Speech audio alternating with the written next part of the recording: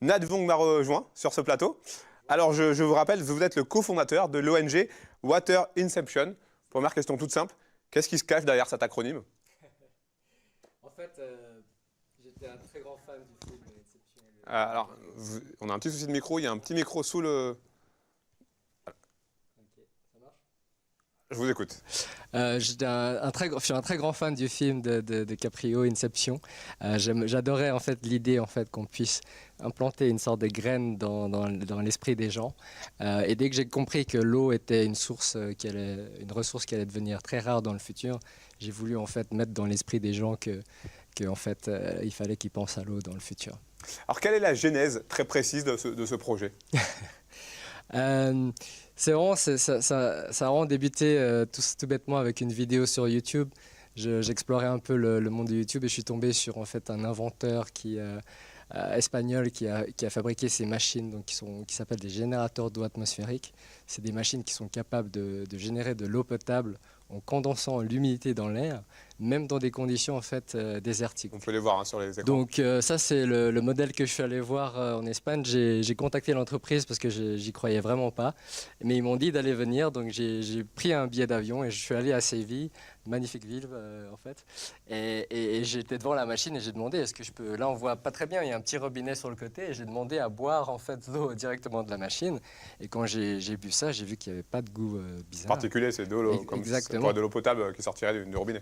Exactement. Et du coup, j'étais vraiment halluciné et j'ai discuté avec le monsieur. Il m'a dit qu'il avait inventé ça en fait à des fins un peu humanitaires, mais qu'il n'avait pas vraiment trouvé encore de projet pour utiliser ces machines. Donc, je suis rentré en Suisse. J'ai commencé à explorer en fait ce qui se passait par rapport à la crise de l'eau mondiale et qui souffrait le plus. Et c'est là que je suis tombé sur le fait que c'était principalement les réfugiés. Et vu que j'étais réfugié moi-même, Oui, votre histoire personnelle a forcément un petit peu joué. exactement. Mes parents sont arrivés en Suisse en 1980 grâce à la Croix-Rouge. À l'époque, c'était des boat people qui s'étaient échappés du sud du Vietnam. Et ils sont arrivés en Malaisie et moi, je suis né dans un camp de réfugiés à Kuala Lumpur. Alors, je n'ai pas vécu dans les camps comme les gens que j'ai visités l'année dernière dans ce camp au Liban, près de Tripoli. Mais quand je les ai rencontrés et qu'ils m'ont raconté leur histoire et comment ils avaient de la peine à obtenir de l'eau dans le camp en suffisance et surtout de l'eau potable, hein, parce qu'ils ont de l'eau mais elle n'est pas forcément très propre, j'ai été touché par leur histoire et j'ai décidé en rentrant d'essayer de faire une campagne pour lever des fonds et acheter une de ces machines.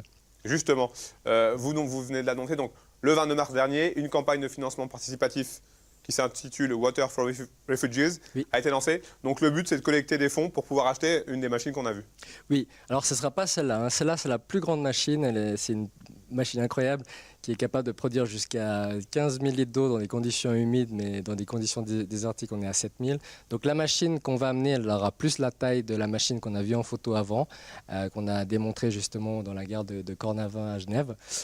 Et cette machine, en fait, elle produit 400 litres. Et vu que le camp est composé d'une 150aine de personnes, ça donne environ 2,5 litres par personne. Ce qui représente pour eux, on ne s'en rend pas compte, mais une quantité incommensurable d'eau. Oui, et même en Suisse, je ne bois pas 2,5 litres. Pourquoi ce camp précisément de Tripoli au Liban? Écoutez, c'était aussi un hasard. Donc, je fais partie d'un réseau qui s'appelle les Global Shapers, qui est en fait un sous-réseau du Forum mondial économique. Et ils organisent des événements justement dans différentes régions du monde. Et il s'avérait que l'année dernière, il y en avait un qui se passait au Liban. Et vu que je savais qu'il y avait des réfugiés là-bas syriens, j'ai demandé c'était possible de visiter un camp et ils m'ont amené. C'était un petit camp, juste 150 personnes, mais ce qui était vraiment incroyable, c'est que dans les 150 personnes, il y en avait 100 qui étaient des enfants âgés de moins de 12 ans. Donc c'était vraiment choquant de voir ces enfants qui étaient en fait assez joyeux, hein, mais qui malheureusement n'avaient pas accès à de l'eau potable en suffisance. Et du coup, il y en a malheureusement qui devaient aider les parents en allant vendre des fleurs dans la rue pour essayer d'acheter des bouteilles d'eau potable. Survivre, quoi. Survivre, exactement. L'objectif, c'est 50 000 € pour acquérir ce type de machine. Oui, on a déjà passé les 9 000 €, donc je suis très content. J'espère qu'il y aura du soutien aussi de la région pour amener cette machine. On espère le plus rapidement possible avant l'été, parce que c'est là qu'ils vont avoir le plus besoin. Vous l'avez tout à l'heure évoqué, le 24 mars dernier, vous avez présenté cette machine dans la gare, dans le hall de la gare à Cornavin, Oui. à Genève. Quel a été le retour des passants? Franchement, tout le monde était vraiment, enfin, ils ont trouvé ça vraiment incroyable. Justement, on pouvait montrer la condensation qui se faisait en direct et les plus courageux en bulot. Donc tout s'est bien passé. Il n'y a pas eu de, on s'est pas fait attaquer le lendemain pour problème de santé. Non, non, tout s'est bien passé. Les gens étaient vraiment ils trouvaient ça vraiment incroyable et on espère qu'on pourra pouvoir la montrer dans plus d'endroits. Donc on est en train de regarder dans l'université de Genève, de Lausanne, pour voir s'il y a possibilité de la montrer aux étudiants, etc., et faire des présentations supplémentaires. Pour la campagne de financement participatif, il y a une date limite, j'imagine? Oui, c'est le 14 mai. On a essayé de prendre large, mais voilà, on a visé ça. Donc en tout, ça dure 2 mois.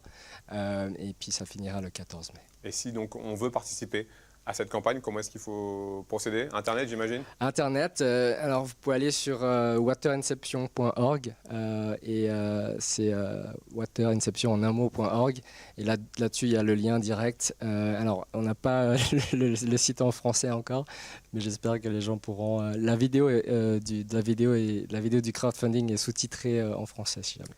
Merci beaucoup, bravo Merci. pour cette Merci initiative. pour nous Puis, avoir on invités. croise les doigts pour que vous arriviez à ce total pour pouvoir acheter cette magnifique machine. C'est très gentil, merci Merci à beaucoup. vous, à bientôt. Bonne soirée. Olivia Laisse le va me flyer. rejoindre sur le plateau. Elle arrive.